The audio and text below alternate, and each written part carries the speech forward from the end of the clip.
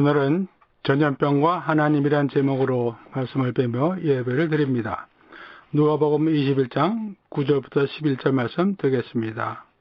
난리와 소요의 소문을 들을 때 두려워하지 말라. 이 일이 먼저 있어야 하되 끝은 곧 되지 아니하리라. 또 이르시되 민족이 민족을 나라가 나라를 대적하여 일어나겠고 곳곳에 큰 지진과 기근과 전염병이 있겠고 또 무서운 일과 하늘로부터 큰 징조들이 있으리라. 다음 주일은 부활절 주일입니다. 현재 코로나 바이러스로 인해서 우리가 다음 주일에 교회에 모여 예배를 드리는 것은 어렵겠습니다. 정교 분리 원칙에 따라서 교회에게 집회하지 말라고 명령은 하지 않았지만 10명 이상의 집회를 삼가라는 행정명령과 자택 대피령이 발효 중에 있기 때문입니다.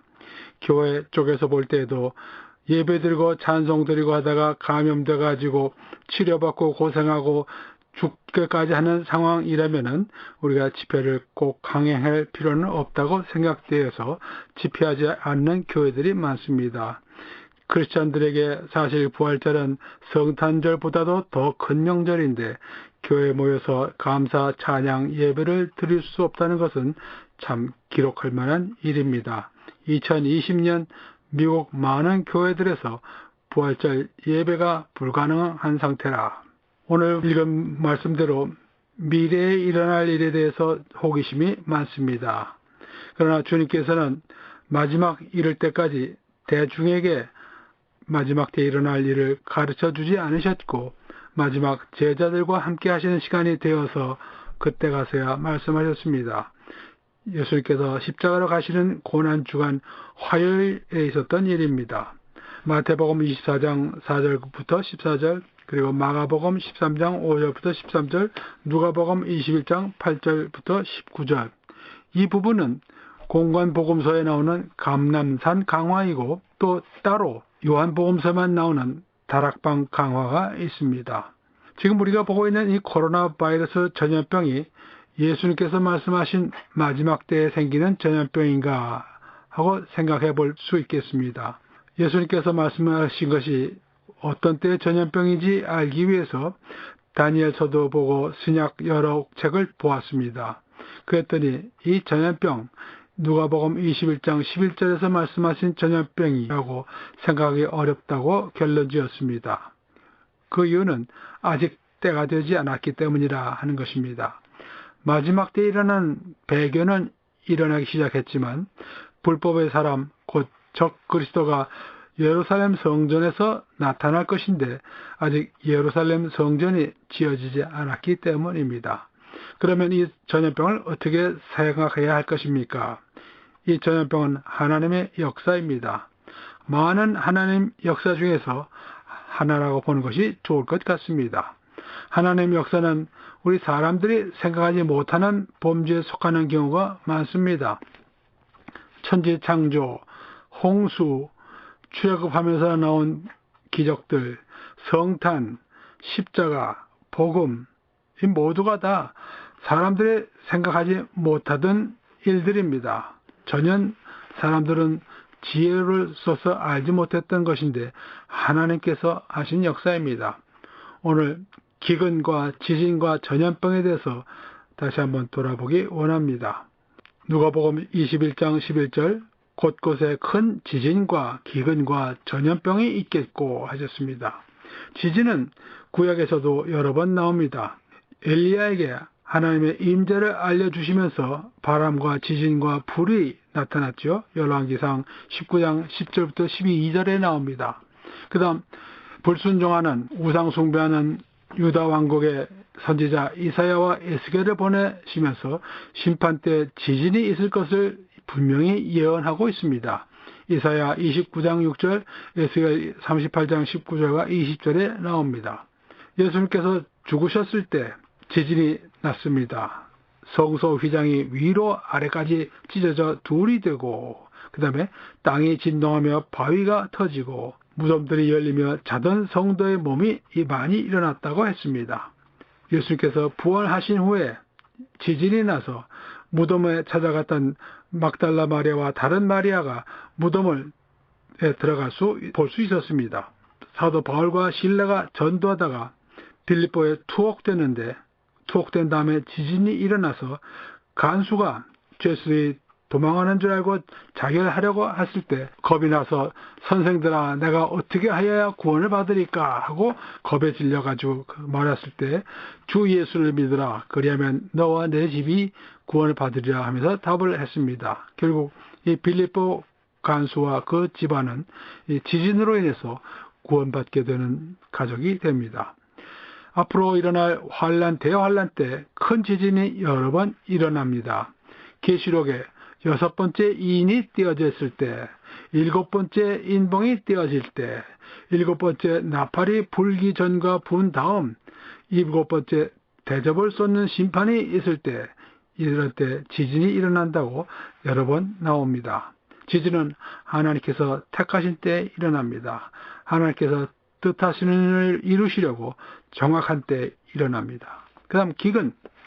아브라함 때 기근이 일어나서 애굽으로 피난 갔다가 바로에게 사례를 누이라고 말하고서 뺏기기도 하는 시련을 받습니다.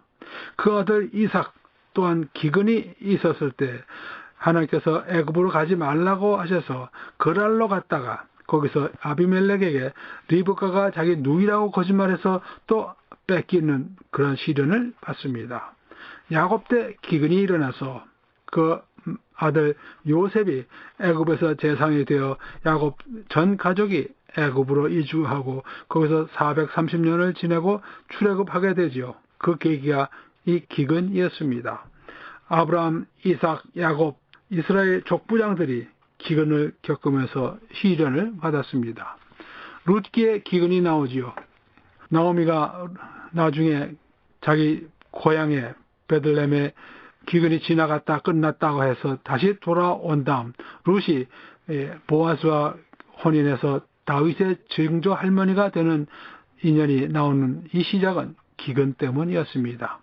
기근은 하나님 백성에게나 이방인들에게나 관계없이 들어닥칩니다. 사마리아에 수도를 둔 이스라엘 왕국의 아합 왕이 아주 못된 일들을 많이 해서 이 지역에 하나님께서 가뭄을 보내시는 내용의 말씀이 열왕기상 17장 1절, 18장 1절, 2절에 나옵니다. 전염병. 출애굽할 때 바로에게 5번째 재앙은 이 전염병으로 인한 것을 분명히 하셨고 약속의 땅에 들어가기 전에 모세는 너희들이 들어가서 죄를 지으면 하나님께서 전염병을 보내신다고 경고를 합니다.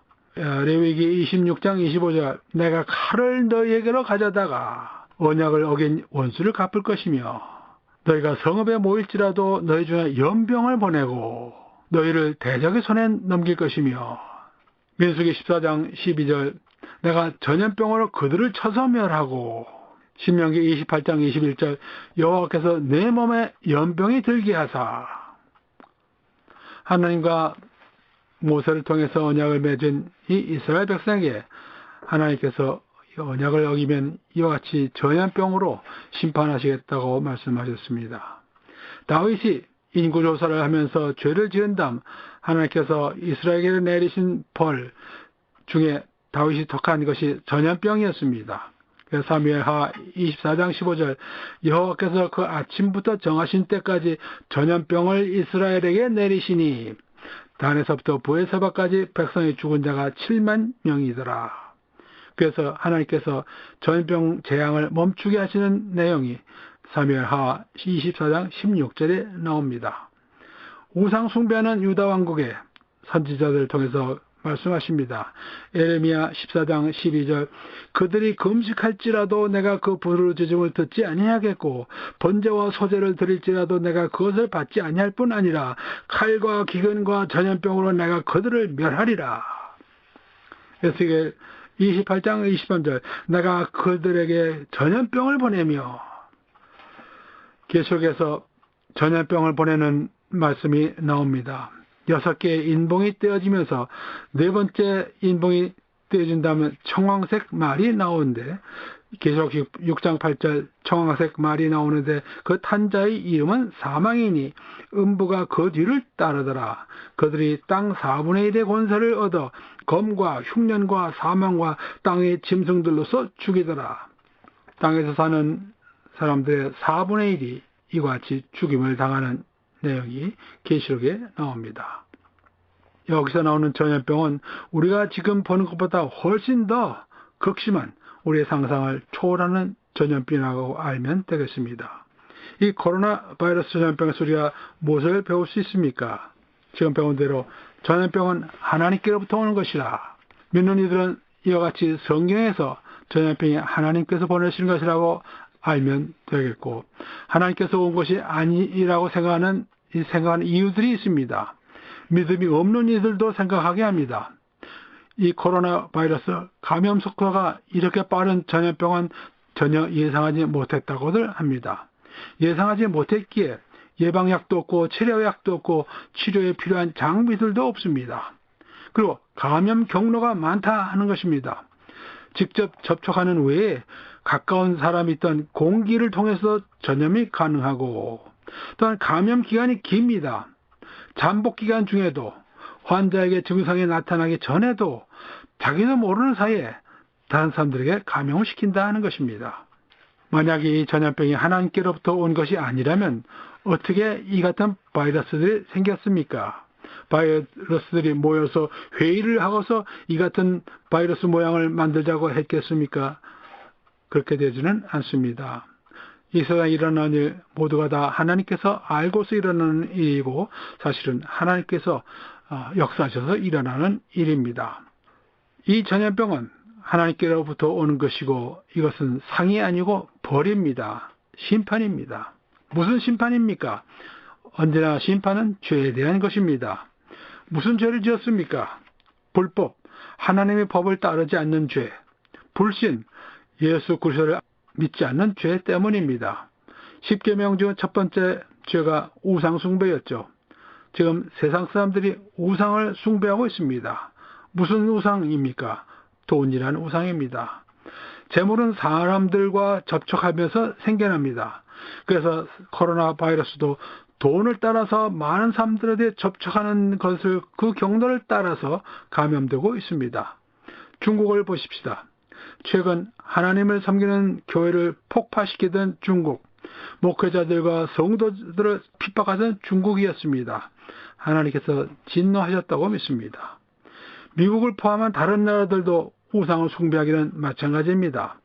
돈을 더 벌기 위해서 중국의 산업을 다 이주시켜 놓고 이제는 자국에 필요한 의료기구도 중국에서 생산하고서 수입 금지당하고 있습니다. 앞으로 중국에서 생산되고는 의약품들도 또한 그렇게 될지 모릅니다. 중국에 많은 투자를 한 나라들, 부자가 된 중국인들이 투자와 여행을 하면서 그들로부터 돈을 받았던 나라들, 거기서 확진자들이 급증하는 것을 우리가 봅니다. 미국도 하나님 앞에서 죄를 짓고 있었습니다. 교회 출석 감소해서 문 닫는 교회들 늘어나고 배교 성향의 교리들 늘어나는 것들을 보았습니다. 그러면 이제 우리가 무엇을 해야 되겠습니까? 회개해야 합니다. 용서를 구해야 합니다. 하나님의 진로를 돌이키는 일을 해야 합니다. 죄로 인해서 하나님께서 기근이나 메뚜기들이나 전염병을 보냈을 때 하나님의 백성이 회개하고 기도하면 들으시겠다고 말씀하신 예가 있습니다.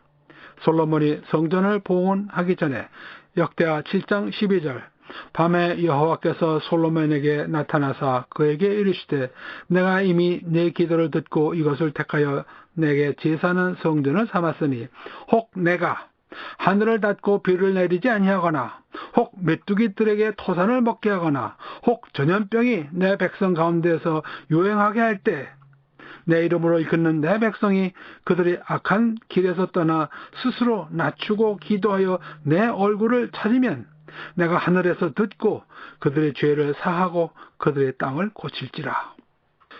믿지 않는 이들은 회개하지 않습니다. 그러니까 회개하는 일은 믿는 이들이 해야 하는 일이 됩니다.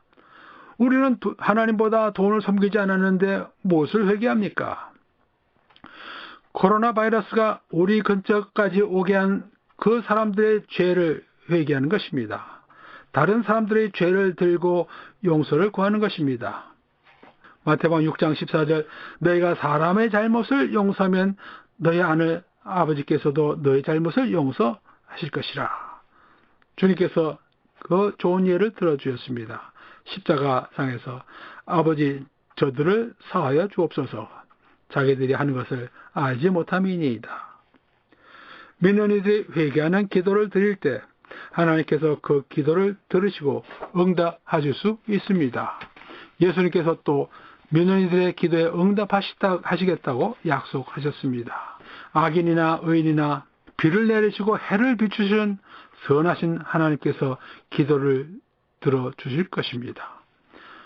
실제로 우리 믿는 이들도 지금 이 코로나 바이러스 전염병에 감염되지 않도록 조심할 필요가 있습니다. 하나님 백성 개개인이 재앙을 피하도록 역사하지 않으신다는 것을 알아야 합니다. 지진이 나면은 믿는 이들이 있는 곳에서는 지진이 안 일어납니까? 믿는 이들이 재앙의 직접 목표는 아니지만 깨어있지 못해서 하나님의 심판을 피하지 못하면 그 잘못은 자신에게 있다고 생각해야 합니다. 뉴스에 나오는 말들 귀담아 들으시고 뉴스에서 권고하는 대로 행하는 것이 현명한 처사가 되겠습니다. 그 다음 하나님을 두려워해야 합니다.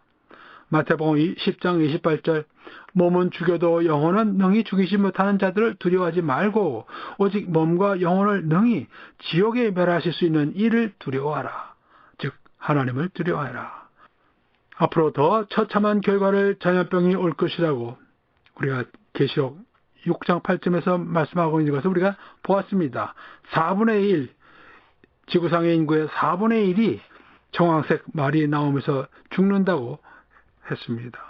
그러니까 지금 코로나 바이러스는 마지막 때에 나타난 질병이 아니라 앞으로 올 일을 예견하게 하는 웨이크업 콜, 프리뷰라고 생각하면 좋을 것입니다. 이 기회를 통해서 하나님 두려워하는 것을 배우고 예수 믿는 사람들 많이 나오게 되기를 바랍니다.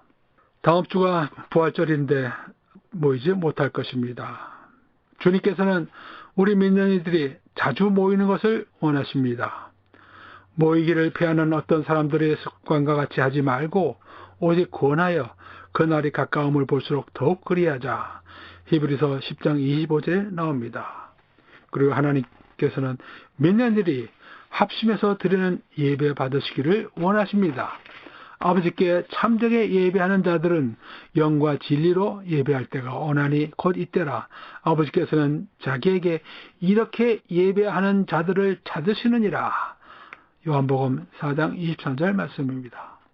곧 우리가 다시 모여서 예배 드릴 수 있게 되도록 역사하여 주시기를 기도드리십시다. 다 같이 기도하시겠습니다. 하나님 아버지, 세상은 하나님의 사랑도 알아야 하겠고 또한 하나님을 두려워하는 것도 알아야 하겠습니다. 하나님께서 더 큰 선을 이루시기 위하여 지진과 기근과 전염병을 도구로 쓰시는 줄을 알아야 하겠습니다. 하나님의 뜻이 이루어지는 때 이 전염병이 수그러들고 저희들에게 위로가 되고 새로운 찬양과 감사를 드리는 기회를 주실 것을 믿습니다. 현재 진행되고 있는 전염병에 저희 성도들과 가족들, 우리가 아는 가까운 분들 모두 다 지켜주시고 모두 건강한 모습으로 다시 만나게 되도록 은혜로 함께하여 주시옵소서. 감사드리며 예수 그리스도의 이름으로 기도드렸습니다. 아멘.